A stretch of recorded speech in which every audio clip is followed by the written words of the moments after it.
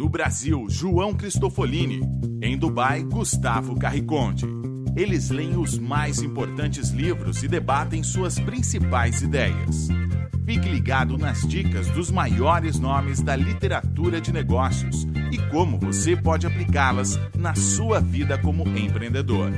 Está começando agora mais um episódio do Resumo Cast, Livros para Empreendedores. Olá pessoal, aqui é o João Cristofolini e hoje nós estamos começando o nosso primeiro episódio do nosso podcast sobre os melhores livros de negócio, empreendedorismo e desenvolvimento pessoal.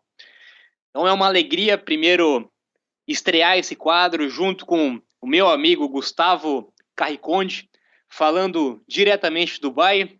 Gustavo, muito bem-vindo aí ao nosso primeiro episódio. Olá, João. É um grande prazer, é uma grande honra compartilhar esse espaço com você. Olá aos ouvintes, as pessoas que nos escutam e que estão nos acompanhando a partir de agora. Tenho certeza que está sendo criado um canal, um importante canal de disseminação de conhecimento, informação. E as pessoas que nos acompanharem, acho que elas terão a possibilidade de serem expostas a um conteúdo extremamente qualificado e relevante e que com certeza irá impactar as suas vidas.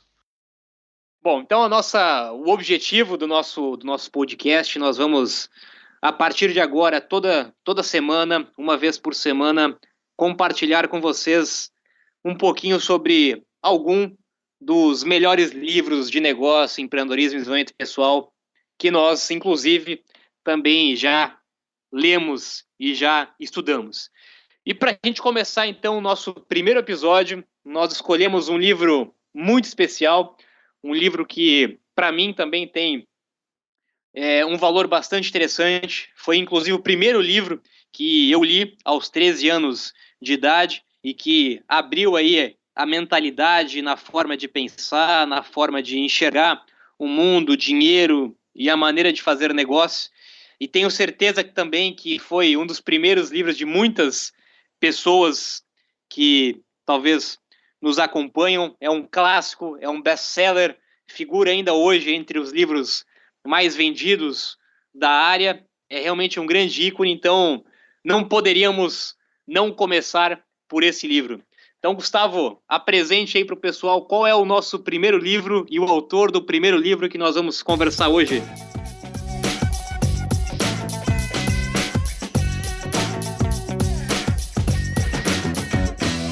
Bom, João, então nós estamos falando do autor americano Robert Kiyosaki, que tem origens japonesas. Ele nasceu no Havaí, ele foi piloto de helicópteros na Guerra do Vietnã e quando retornou ele se tornou um empreendedor e escreveu um livro que foi o livro que deu início à sua obra, chamado Pai Rico, Pai Pobre. Foi lançado no ano de 2000. Nós vamos debater nesse podcast não apenas um livro, mas ideias e conceitos que estão disseminados em vários outros livros da sua obra, dentre eles Pai Rico, Pai Pobre, Independência Financeira, o Guia de Investimentos do Pai Rico, que são um dos principais livros, e esses são os títulos como foram lançados no Brasil. O total da obra dele são 18 livros e esses livros já venderam até hoje 26 milhões de cópias. Então, só falando aqui um pouco sobre o Pai Rico, Pai Pobre, que é o início de tudo e o principal livro dele. Esse livro fala a respeito de dois pais, ele descreve dois pais, o pai biológico e o pai do melhor amigo dele, que é o Mike.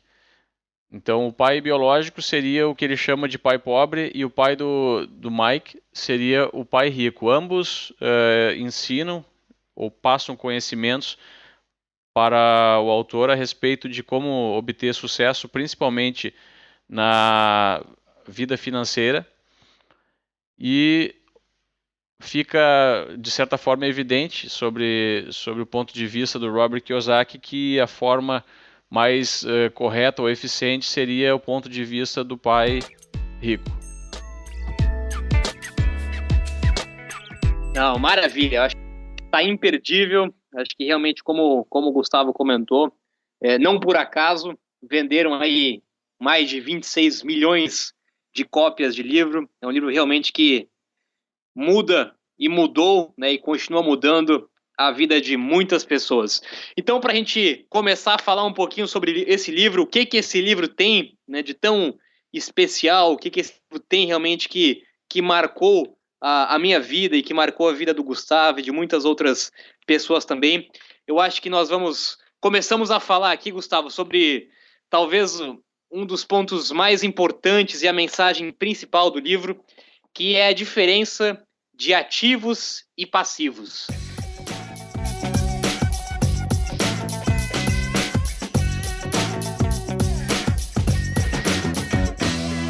Esse, sem dúvida nenhuma, acho que é um grande equívoco da grande maioria das pessoas que vivem aí na chamada corrida dos ratos, que nós vamos descrever um pouquinho mais adiante também, que é o que o Robert Kiyosaki cita no seu livro, que é entender de fato o que é um ativo e o que é um passivo.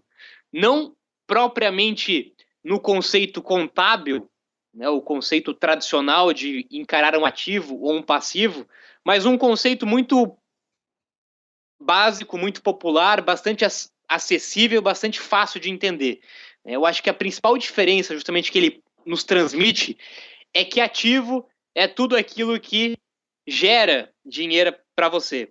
E passivo é tudo aquilo que tira dinheiro de você. Então, dentro de ativos, nós temos vários exemplos, como empresas, como royalties de algum produto, de algum livro, como o aluguel de um imóvel, como rendimento de um investimento, rendimento de ações, tudo aquilo que de fato você investe para trazer retorno para o seu caixa. E passivo é aquilo que, infelizmente, a grande maioria das pessoas acaba acumulando durante a sua vida, que é aquilo que tira dinheiro do seu bolso. E exemplos para isso não faltam, né? Eu acho que nós estamos bombardeados pela mídia todos os dias, todo momento, a comprar cada vez mais passivo, seja ele um carro, seja ele uma casa, um bem de consumo, ou qualquer coisa que você vai, muitas vezes, inclusive, se endividar para ter esse bem que vai, inclusive, perder de valor conforme o tempo. Então, Gustavo, acho que essa é a mensagem principal do livro, né? A diferença de ativos e passivos.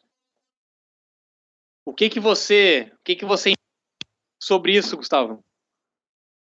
Com certeza, João. Eu acho que é uma definição um pouco diferente. Se você gosta de assistir vídeos gratuitos sobre livros para empreendedores, sabia que já estão disponíveis no canal do YouTube do Resumo Cast os resumos dos livros em vídeo dos últimos episódios da temporada 3?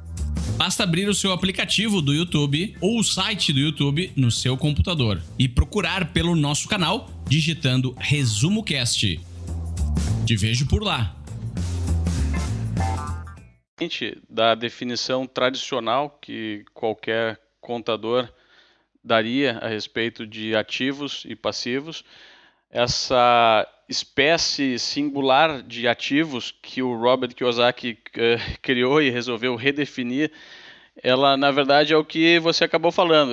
Um ativo ele só se caracteriza como um ativo a partir do momento que ele gera um fluxo positivo de caixa, coloca dinheiro no seu bolso. Existem ativos que as pessoas consideram como ativos, mas que o Robert Kiyosaki não consideraria. Por exemplo, um carro, muitas pessoas acham que é um ativo porque é um bem. Na verdade, ele é um bem, ele tem um valor. Mas, segundo a definição dele, ele só vai ter um valor se ele for utilizado para gerar uma receita. No caso, por exemplo, um táxi poderia ser considerado um ativo, de acordo com a teoria do Robert Kiyosaki. Mas se for um carro próprio que não gera nenhuma receita, na coluna de ativos, esse bem não entraria. Eu acho que até um ponto bastante interessante, e o Robert fala isso em alguns livros dele, é que para nós caracterizarmos um ativo ou um passivo, não necessariamente nós consideramos o bem especificamente, né? Como você muito bem comentou. O mesmo bem pode ser um ativo ou pode ser um passivo, dependendo da forma que você vai utilizar esse bem, né? Por exemplo, um exemplo bastante prático, que eu costumo citar muitas vezes, é o exemplo do meu carro, né? O meu primeiro empreendimento, meu primeiro negócio, eu usei o meu carro, que em tese, né, seria um passivo, mas eu utilizei ele durante 3 vezes. Eu refinanciei o meu carro para construir a minha empresa. Então, através do refinanciamento do carro, eu consegui uma taxa de juros muito menor do que se eu fosse buscar qualquer outra linha de empréstimo ou de financiamento, e eu consegui graças ao carro, né? Então, acho que essa mudança na forma de pensar, inclusive, de rotular o que é um ativo, é um passivo, ele tem que partir do princípio de para que esse ativo vai ser utilizado. Um outro exemplo muito comum, Gustavo, é o que muitas pessoas aqui no Brasil, e não sei se em Dubai ali com você a mentalidade também é a mesma, um pouco diferente, mas achar, né, que a sua casa própria é um ativo, né?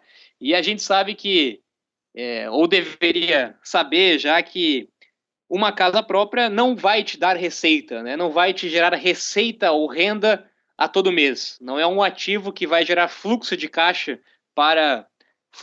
positivo para o seu caixa. Muito pelo contrário, ele vai consumir cada vez mais custo, cada vez mais despesa.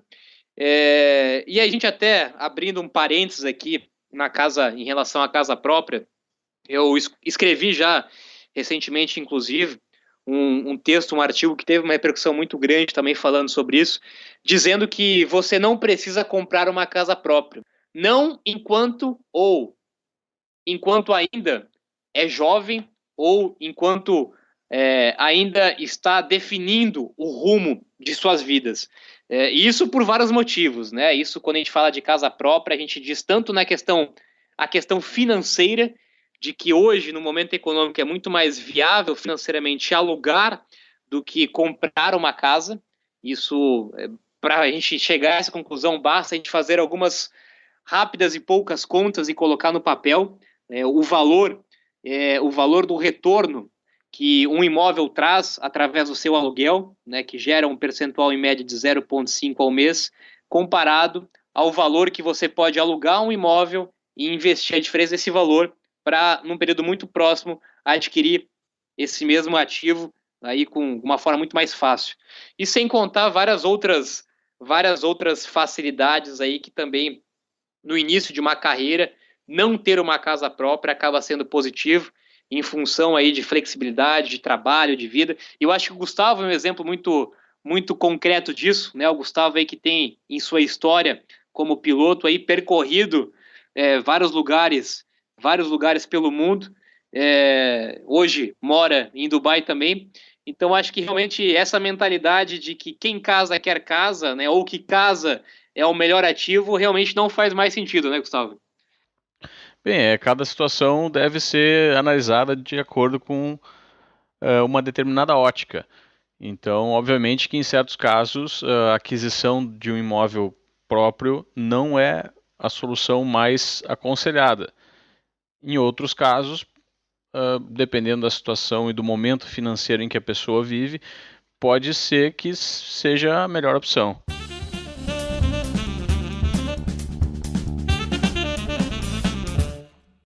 Mas lembrando também que nós não estamos sugerindo que as pessoas não invistam em imóveis, porque assim como uma casa investida para moradia não é considerada um ativo, esse mesmo bem, como já vimos antes, de acordo com o Robert Kiyosaki, pode ser visto também como um ativo, como se ele for adquirido com o intuito de um investimento, ou seja, se ele for adquirido e colocado para ser alugado.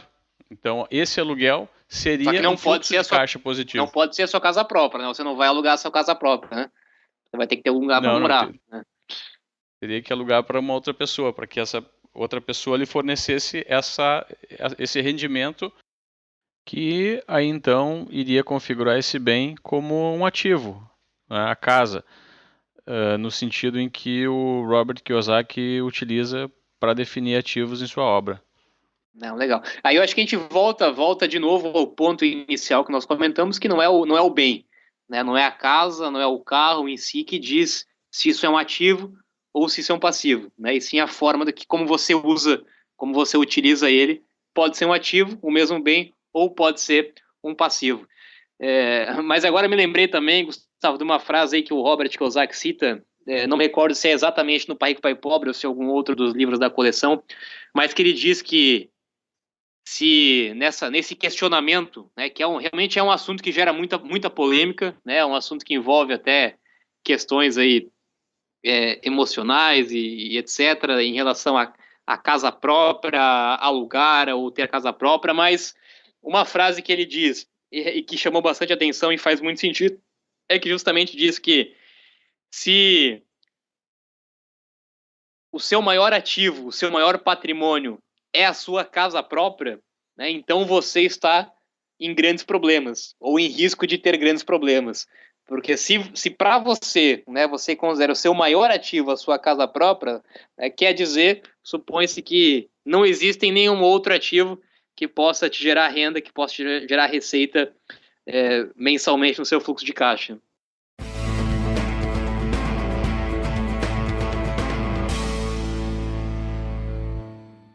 E é importante, então, segundo o Robert Kiyosaki, por que é tão importante definir, então, o que é um ativo, o que é um passivo, por que ele considera esse exercício de definição algo tão importante? Porque, na verdade, a receita do sucesso ou da riqueza, segundo ele, é muito simples. É só você adquirir ativos e não ter muitos passivos. Essa, na verdade, é a receita do sucesso. A partir do momento que você tem ativo, com o rendimento, com o fluxo positivo de caixa gerado pelo ativo, isso vai proporcionar uma renda. E essa renda ela será utilizada para custear as suas despesas, as despesas do seu custo de vida. Então, na verdade, inclusive a renda gerada por ativos pode e deve ser utilizada para comprar mais ativos, segundo o Robert Kiyosaki. E essa é uma dúvida, muitas pessoas até me questionam, me perguntam sobre isso também, perguntando então se elas, ou interpretando a mensagem da seguinte maneira, que elas não deveriam ou não poderiam ter passivos, né? Então quer dizer que eu não posso aproveitar a vida? Quer dizer que eu não posso ter um carro? Quer dizer que eu não posso comprar coisas que não vão me gerar a receita, que vão ser passivo e aproveitar a vida? E eu acho que o que você falou, Gustavo, acho que vai muito de encontro a isso, que realmente é uma simples inversão da ordem, né? Simplesmente você invertendo a ordem, talvez prolongando um pouquinho mais o tempo ou o prazo para você comprar o seu passivo, né? Mas você não vai deixar de ter passivo, né? Você não vai deixar de ter passivo. Justamente o objetivo de construir ativos é que você possa, inclusive, ter mais passivos para aproveitar ainda mais a vida. Mas a grande diferença é justamente essa mudança do fluxo. Como o Gustavo comentou, o dinheiro que entra na sua conta, né, seja lá de qual meio que ele veio, de que forma que ele veio, seja do seu emprego, do seu trabalho, do seu serviço, do seu negócio, ele primeiro deve ir para a coluna dos ativos. Ele primeiro deve ser reinvestido para gerar mais receita. E depois disso, ele volta para o quadrante do passivo. E justamente as pessoas fazem um processo contrário, né? A primeira coisa que fazem ao receber um dinheiro, ao receberem um aumento, a receberem uma herança, a ganharem na Mega Sena, é justamente diretamente comprar passivo. Esquece.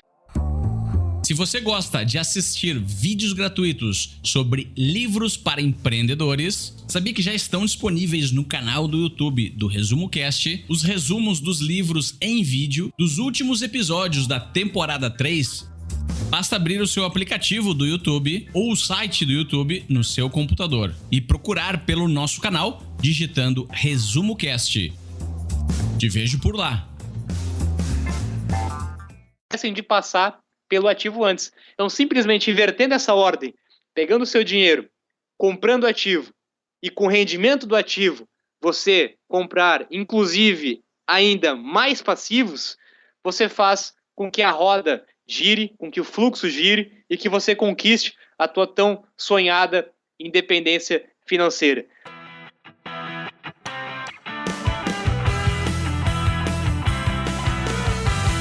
Lógico que parece ser simples, né? Não é tão fácil de ser colocado em prática, muitas vezes por essa dificuldade, e até, Gustavo, acho que a gente vai chegar a falar sobre isso também, porque nós não fomos ensinados sobre isso, né? Nós não aprendemos sobre isso na escola, a gente volta sempre para esse mesmo ponto, mas ela é muitas vezes a raiz de todos esses problemas. A gente não aprendeu sobre isso na escola, não aprendeu muitas vezes sobre isso em casa, e a gente acaba sendo educado a seguir o caminho tradicional, a seguir a corrida dos ratos, né, que é simplesmente trabalhar, receber o seu dinheiro e comprar ou pagar as contas, né, e sabe-se lá se vai sobrar algum dinheiro no final do mês.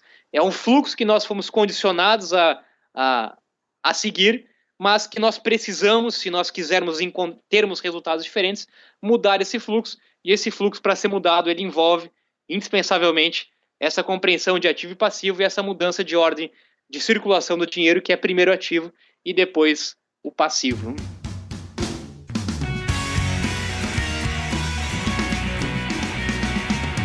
Um outro conceito interessante também, que aparece em vários livros do Robert Kiyosaki, é o conceito dos 4 quadrantes do fluxo de caixa.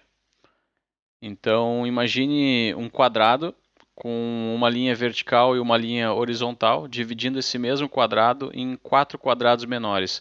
Cada quadrado desses seria um dos quadrantes. E em cada quadrante estariam identificadas ou estariam pessoas que se identificam com o mesmo tipo de pensamento. Então, por exemplo, no lado esquerdo e superior, no quadrado esquerdo e superior, seria o quadrante E, de empregado. Nessa localização, então, do quadrante, pessoas que praticam um trabalho ou que têm uma profissão estariam localizadas ali. Logo abaixo desse quadrante E, de empregado, estaria o quadrante A, de autônomo, ou um dono de um pequeno negócio, uma pessoa que ela é dona do trabalho, mas ela não possui um sistema que execute esse trabalho para ela, ou seja, ela, segundo o Robert Kiyosaki, ela continua escrava dela mesma, seria o autônomo. Já no lado direito e superior do quadrante, nós teríamos o que ele chama de D, ou dono de um negócio. O dono de um negócio seria o dono de um sistema, ou seja, o sistema se encarrega em gerar receita para essa pessoa, e essa pessoa não precisa estar presentemente ou fisicamente presente para executar o trabalho e gerar receita. Então ela é dona desse sistema. No lado direito ainda desse quadrante e abaixo do D, ou seja, no lado direito inferior, estaria a figura do investidor, que segundo Robert Kiyosaki é a evolução máxima de uma pessoa no que tange a sua vida financeira. Então, o investidor seria a pessoa que consegue fazer com que o dinheiro trabalhe para ela. Seria a sofisticação máxima, né, dos 4 quadrantes. Talvez seja um pouco difícil visualizar esses 4 quadrantes através desse arquivo de áudio. Então, por isso a gente vai colocar logo abaixo nas notas um link onde você vai poder baixar uma imagem dos 4 quadrantes do fluxo de caixa de acordo com a metodologia do Robert Kiyosaki. E só para finalizar, a questão de identificar qual é o quadrante que você se encontra, ou conhecer esses quadrantes, ela é extremamente importante, como a gente vai ver logo a seguir, para que seja possível você migrar de um quadrante ao outro, de acordo com o que melhor se adaptar ao seu estilo, à sua vida.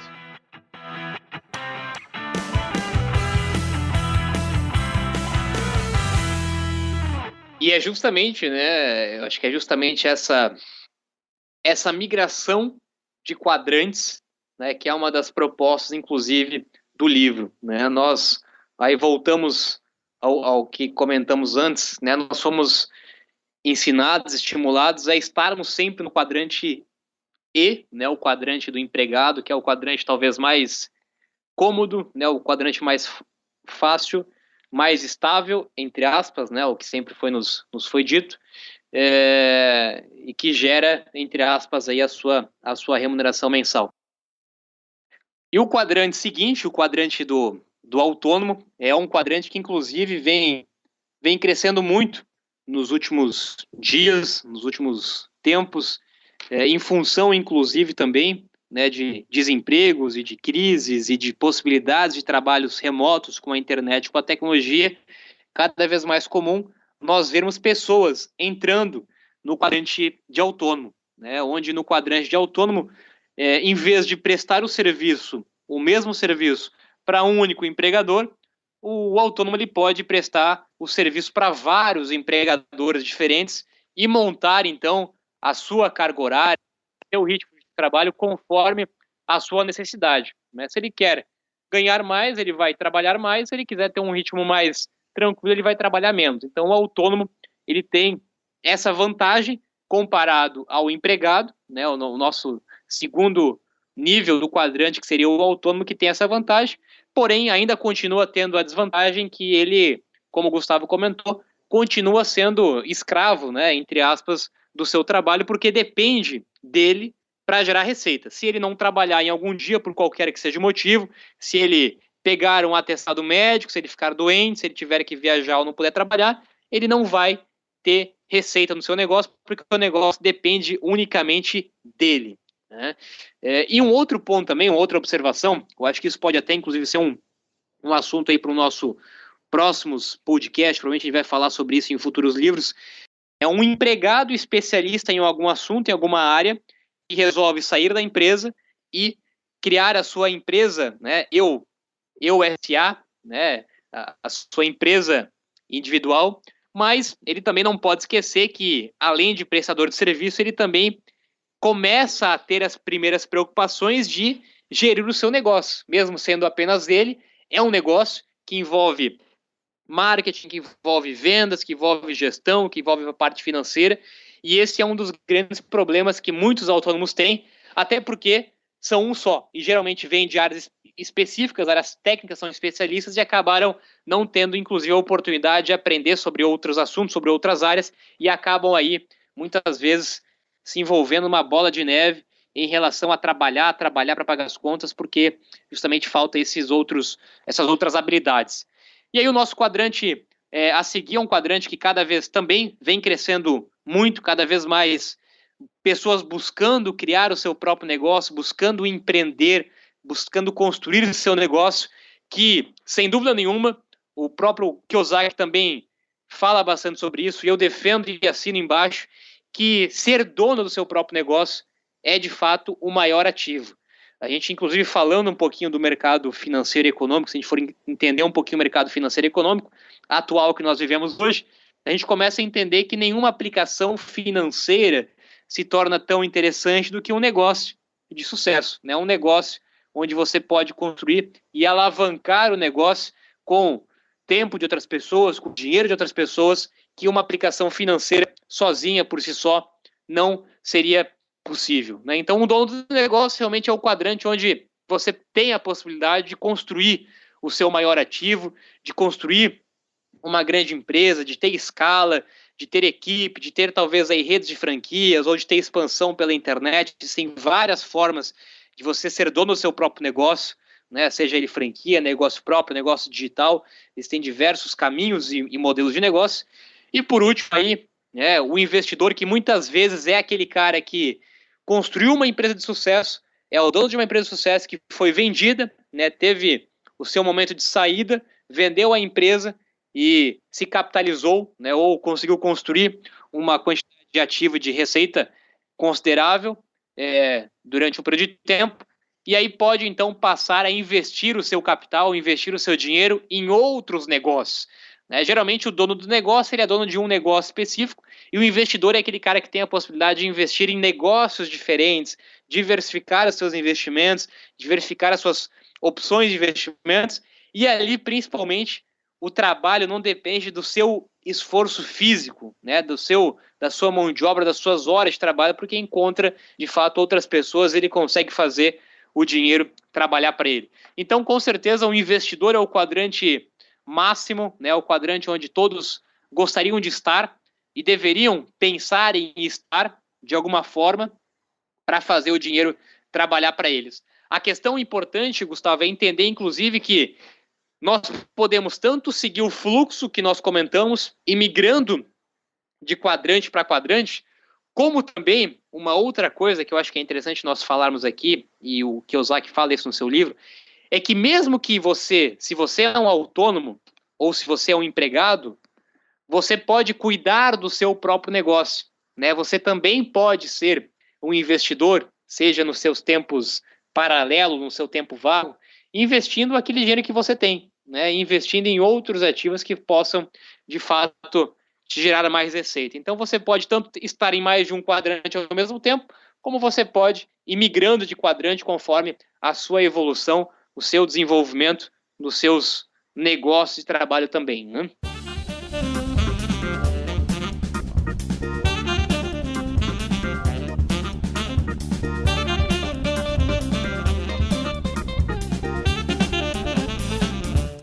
Uma pessoa pode estar em mais de um quadrante ao mesmo tempo. Inclusive, é necessário que isso ocorra para que as pessoas tenham a liberdade de passar de um quadrante para o outro. Um autônomo ou um empregado, nada impede que ele adquira conhecimento e se eduque a respeito de investimentos e possa até, de certa forma, ter alguma parcela dos seus ganhos provenientes do quadrante do investimento. Eu acho que o grande poder de definir os quadrantes é que a gente consegue enxergar com clareza que cada um desses quadrantes, em cada um deles, as pessoas pensam de forma diferente e possuem mentalidades diferentes e maneiras diferentes de resolver os seus problemas, encarar as adversidades e achar a solução. Então, à medida que você estuda os 4 quadrantes e descobre como cada um deles pensa, você tem mais opção de escolher em qual quadrante você quer estar e qual é aquele que se adequa mais ao seu estilo, à sua vida. Por exemplo, as pessoas que estão no lado esquerdo do quadrante, os empregados e os autônomos, geralmente são pessoas que querem segurança, são pessoas que não abrem mão de ter uma vida segura e estável. Já o lado direito do quadrante, ele requer uma certa aceitação de situações onde a instabilidade vai ocorrer. E as pessoas que trabalham no lado direito do quadrante, geralmente elas não trabalham por dinheiro, elas querem algo mais do que dinheiro. O dinheiro não é mais o nome do jogo. Geralmente elas querem liberdade, elas querem impactar outras pessoas. Então, quanto mais você entender a respeito de cada um dos quadrantes, mais você vai ter a possibilidade de saber como essas pessoas pensam e descobrir qual é o quadrante que melhor se adapta à sua vida. Maravilha. Bom, e a gente, dando sequência aqui, eu acho que um outro ponto interessante, Gustavo, para a gente comentar, é justamente sobre o que nós já conversamos, nós já falamos antes também, sobre independência financeira, né? Eu acho que muitas pessoas falam, né, ou muitas pessoas querem a tão sonhada, a tão almejada independência financeira, ou outros usam o termo de conquistar o primeiro milhão, ou de se tornarem livres financeiramente. E é importante a gente ressaltar aqui que, na verdade, independência financeira, liberdade financeira, ou conceito de riqueza, propriamente dito, ele não está baseado unicamente no valor que você vai ganhar, né, no valor que você ganha ou na quantidade de ativos que você acumula. E sim que o conceito de independência financeira é justamente ou unicamente você ter mais receita, né, do que ter mais despesa. É você ter mais ativo do que passivo.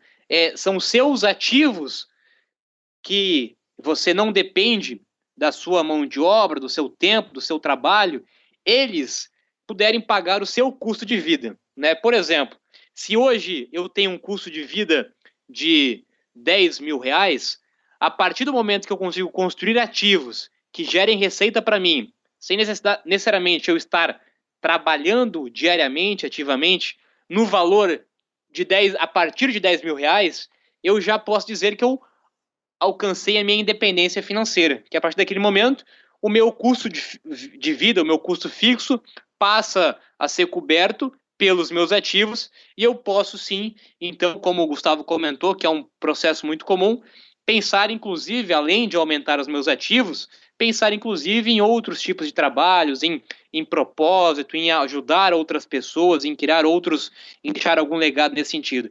Então, às vezes, o termo independência financeira, ele parece muito longe, mas, na verdade, ele é muito mais simples do que a maioria das pessoas pensam, né? Então, quanto menor o seu custo de vida, quanto menor o custo que você tiver para viver, o menor o seu custo de vida, mais fácil será você alcançar a sua independência, que é você ter o valor maior do que o seu custo de vida. E um detalhe importante é que, como você falou, esse rendimento que você vai obter para cobrir o seu custo de vida, ele tem que vir de ativos, não basta vir de um emprego ou de algo que você tem que estar presente. Segundo o Robert Kiyosaki, esse conceito não é o conceito de dependência financeira, porque você não vai estar numa condição independente, 100% independente. Vai estar dando em troca o que você tem talvez de mais valioso, que é o seu tempo. Então o ativo ele liberta financeiramente e temporalmente e até geograficamente. Você não precisa estar fisicamente em um local específico para estar obtendo aquele fluxo de caixa positivo para cobrir as suas despesas. Exatamente, eu acho que esse é o termo principal, né? Não depender, né, do seu esforço, do seu tempo, do seu trabalho para gerar receita, para gerar renda, né? Esse é o conceito principal de ativo, o conceito principal de independência financeira. Mas a gente sabe que, infelizmente, grande parte das pessoas, né, passam a vida toda no que o Robert Kiyosaki fala muito em seu livro, que é a chamada corrida dos ratos.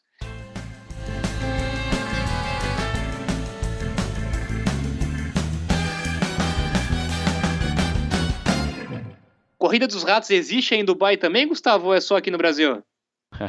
Olha, João, existe sim. Existe bastante corrida dos ratos aqui em Dubai também.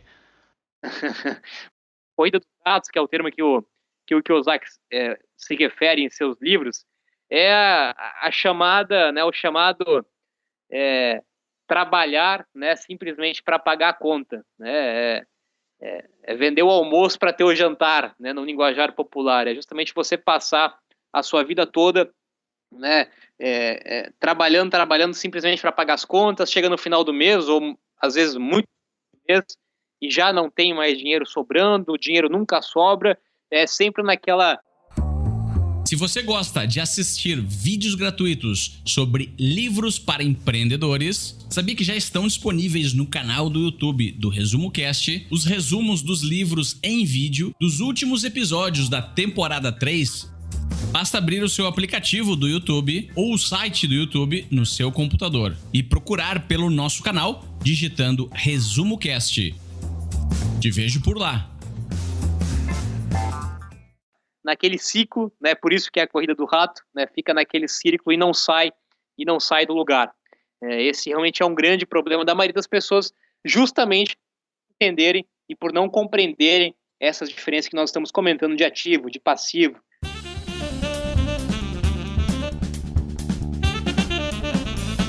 E dentro da corrida dos ratos, quando a gente fala da corrida dos ratos, eu acho que tem dois... não existe fórmula mágica para sair da corrida dos ratos. Eu sempre digo que tem dois caminhos, duas formas. Você pode fazer uma ou outra, ou pode fazer as duas, mas não enxergo outro caminho além desse. Quando você está na corrida do rato, você diminui o seu custo, né? Você abaixa o seu custo de vida, corta o seu custo de vida em alguns pontos, e aí nós fazendo aqui alguns parênteses com alguns outros conceitos de educação financeira, que nós vamos provavelmente falar em alguns próximos podcasts também, de alguns outros autores de educação financeira, que é muito comum, e eu concordo com isso. Quando a gente fala de cortar o custo de vida, não é cortar naquelas pequenas coisas que a gente muitas vezes até vê na mídia, ou vê aí, entre aspas, né, especialistas de educação financeira sugerindo, que é você diminuir ou cortar o seu cafezinho, cortar o seu cinema, cortar uma refeição fora de casa. E sim, você diminuir o seu custo de vida e muitas vezes você cortar gastos expressivos, né? Cortar talvez um carro X por um carro um pouquinho mais básico, ou de repente pensar em substituir o seu carro por um meio de transporte alternativo, um táxi ou um Uber nos dias de hoje, é você ter uma casa talvez um pouco menor do que você teria, enfim, são passivos que representam grande parte do seu fluxo de caixa, que poderiam ser trocados sem mudar drasticamente a sua vida, mas que impactariam drasticamente na sua saída da corrida do rato. Ou o outro caminho, que aí também seria uma outra alternativa, que você deveria, na verdade, fazer em conjunto com essa primeira opção, que seria você buscar novas fontes de renda, né? Mesmo que você esteja hoje dentro de um emprego, que você seja autônomo, ou que você até tenha o seu próprio negócio, está começando o seu próprio negócio, por que não pensar em alternativas de renda, em rendas alternativas? Eu, particularmente, não acredito mais naquele conceito de que você é unicamente um médico, você é unicamente um dentista, você é unicamente um advogado. Você, apesar de ter se formado talvez em uma dessas áreas, ser um especialista, você pode ter outros trabalhos, você pode ter outras rendas, seja vendendo alguma coisa no seu tempo livre, seja construindo alguma coisa na internet, seja começando em paralelo um negócio, uma franquia, uma empresa de marketing de rede, enfim, você tem N alternativas nos dias de hoje para pensar em aumentar a sua renda e aí, naturalmente, consequentemente, tentar sair da corrida do rato, que é realmente um dos grandes problemas da maioria das pessoas que se encontram hoje.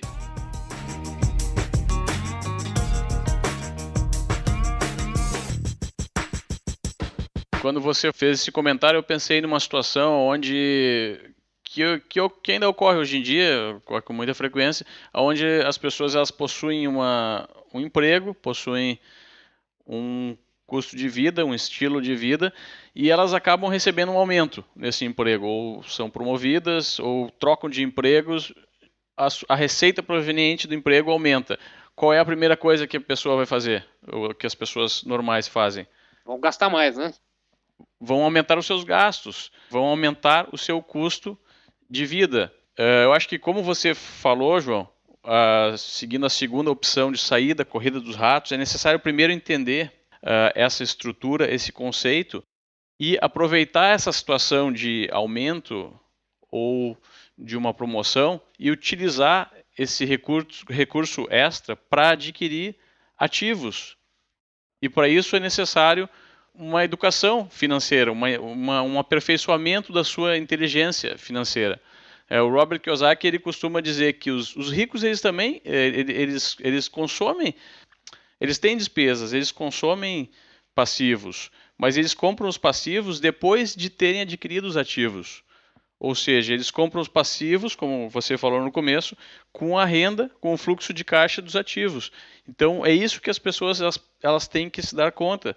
É muito mais interessante adquirir um ativo do que modificar o seu estilo de vida aumentando as suas despesas. Essa é a pequena diferença que faz toda a mudança no final das contas, né? Bom, pessoal, a gente vai chegando próximo aqui do final do nosso primeiro podcast falando sobre o livro Pai Rico, Pai Pobre. É um livro que vai muito a fundo ainda, como o Gustavo comentou no início da nossa conversa, uma coleção aí de vários livros, com vários conteúdos específicos, e a gente recomenda, logicamente, que você, assim que possível, leia o livro, né, na íntegra, que realmente tem muito conceito, muito conteúdo de educação financeira, de mentalidade, empreendedorismo, de lidar e tratar do dinheiro, de ensinar os seus filhos, inclusive, também a lidar com o dinheiro, que a gente, infelizmente, não aprendeu na escola. Gustavo, para a gente ir chegando já próximo do final, alguma mensagem aí específica, final, que você acha que faltou comentar em relação ao livro, que você acha que seja importante aí quem está nos ouvindo, que precisa realmente ouvir essa dica para ter uma mudança significativa aí na sua vida financeira? Claro, João, acho que eu poderia deixar aqui uma dica bem legal, bem bacana, que eu pratico. Então, como a gente falou no nosso bate-papo, o poder e a magia de definir os quadrantes e o posicionamento e a maneira de pensar, o mindset de cada integrante de cada quadrante, é que nós podemos descobrir como esses locais são e decidirmos aonde nós queremos estar. E para isso nós precisamos adquirir educação, conhecimento a respeito de finanças, empreendedorismo. A maior quantidade de conhecimento que você conseguir adquirir, ela só vai ser benéfica e lhe dar mais opções de escolha. Então a dica que eu deixo é uma dica que, na verdade, ela serve para aumentar a sua inteligência financeira. Eu diria que aprender um novo termo financeiro, por exemplo, por dia ou por semana. Se você gosta de assistir vídeos gratuitos sobre livros para empreendedores, sabia que já estão disponíveis no canal do YouTube do Resumo Cast os resumos dos livros em vídeo dos últimos episódios da temporada 3? Basta abrir o seu aplicativo do YouTube ou o site do YouTube no seu computador e procurar pelo nosso canal digitando Resumo Cast. Te vejo por lá. Eu recomendaria por dia aprender esse termo, tentar explicá-lo para a maior quantidade de pessoas possível, tentar utilizá-los em frases, utilizar esse vocabulário, esse termo, porque na verdade as coisas que nós falamos, as nossas palavras, elas viram os nossos pensamentos e os nossos pensamentos viram realidade. Não é isso, com certeza. João? O poder da nossa mente, né, em funcionamento. Eu acho que as palavras elas são gratuitas, elas não custam nada e elas têm que ser utilizadas com inteligência e elas podem ser utilizadas para modificar a nossa visão do mundo, o nosso pensamento e, consequentemente, modificar a realidade. Não, maravilha. Eu acho que me lembrou aqui uma frase também de Benjamin Franklin, né, um dos maiores ícones aí da educação financeira, que diz que o investimento é o que sempre trará os melhores retornos. Muitas pessoas me perguntam muitas vezes qual é o melhor investimento para fazer, onde eu posso aplicar ou colocar o meu dinheiro. Sempre digo que a primeira coisa que você deve fazer, quando alguém me pergunta isso, é investir na sua educação financeira. Porque não existem fórmulas mágicas, não existem atalhos, não existem receitas prontas para enriquecer, assim como não existe receita para qualquer outra área da sua vida. Existe sim muita dedicação, e principalmente muita inteligência financeira, como o Gustavo comentou. Uma inteligência financeira que é diferente da inteligência tradicional, do QI tradicional, que nós estamos acostumados a viver no dia a dia. Então, por isso que nós temos que sim investir cada vez mais na sua educação financeira, na sua inteligência financeira, falar sobre dinheiro na sua roda de amigos, falar sobre dinheiro em casa, na família, com os seus familiares, procurar pessoas que falam sobre dinheiro, sobre esse assunto. E se você não conhece ninguém que fale sobre isso, que conheça sobre isso, né, tenha certeza aí que os seus melhores amigos, né, os livros, estarão sempre disponíveis, conteúdos na internet também, mas não importa o caminho, não importa o meio, não importa, você precisa obrigatoriamente e indispensavelmente nos dias de hoje estudar sobre educação financeira. E o nosso amigo aí, Robert Pai Pobre, talvez e com certeza seja aí a base inicial, a base principal para você começar a entender um pouquinho sobre esse mundo que muitas vezes é visto de uma forma tão estranha, tão complexa quando nós falamos, principalmente para os brasileiros, em finanças, educação financeira, mas quando nós começamos a entender, a compreender que é muito mais, como o Gustavo comentou, uma mentalidade, uma forma de pensar, de enxergar, de encarar do que propriamente números ou unicamente planilhas, você começa a mudar a sua mentalidade, você começa a mudar a sua forma de pensar, a sua forma de agir e, consequentemente, o seu fluxo de caixa, aquele saldo final do seu banco, da sua conta bancária, começa a mudar, começa a alterar também. Bom, e a gente tem ainda, Gustavo, para a gente finalizar, a gente tem um presente aí especial aí para os nossos ouvintes que vão ter um material complementar, é isso mesmo?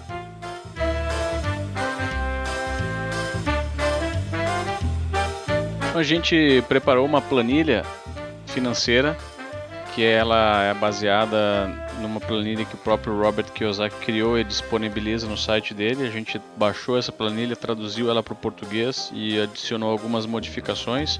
E junto com essa planilha também você poderá baixar ou assistir um vídeo que explica passo a passo como utilizá-la. Essa planilha ela é um instrumento de controle financeiro nos moldes e seguindo a metodologia que o Pai Rico, Pai Pobre sugere.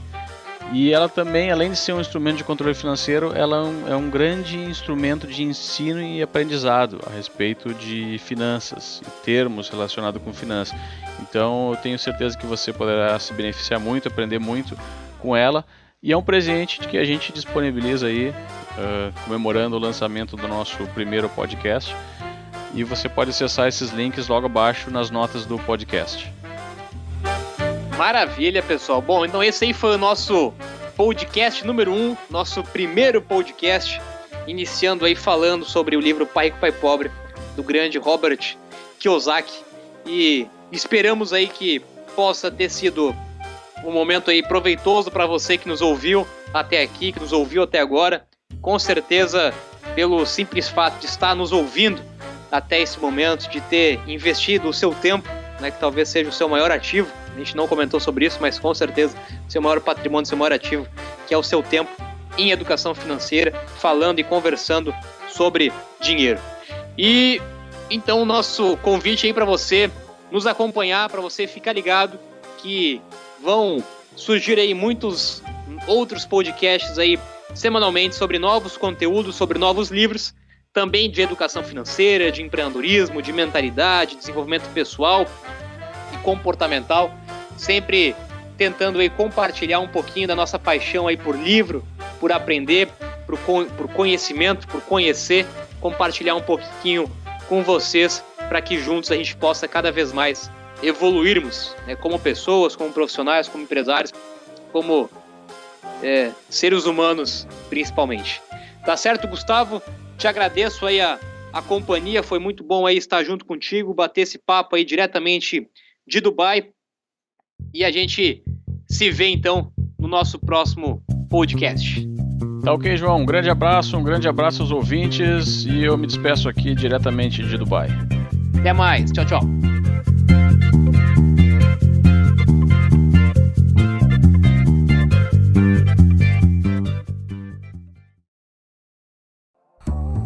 Se você gosta de assistir vídeos gratuitos sobre livros para empreendedores, sabia que já estão disponíveis no canal do YouTube do Resumo Cast os resumos dos livros em vídeo dos últimos episódios da temporada 3? Basta abrir o seu aplicativo do YouTube ou o site do YouTube no seu computador e procurar pelo nosso canal digitando Resumo Cast. Te vejo por lá.